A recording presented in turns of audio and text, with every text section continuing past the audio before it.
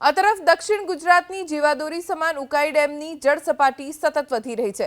ડેમમાં હાલ 79,274 ક્યુસેક પાણીની આવક છે, જેથી ડેમની જળ સપાટી 329.49 ફૂટ પર પહોંચી।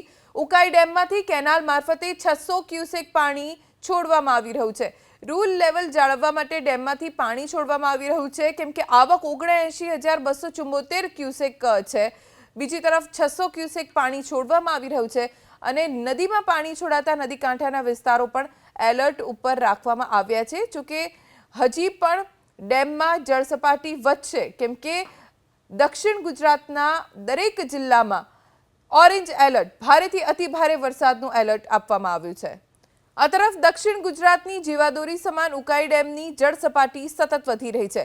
ડેમમાં હાલ 79,274 ક્યુસેક પાણીની આવક છે, જેથી ડેમની જળ સપાટી 329.49 ફૂટ પર પહોંચી।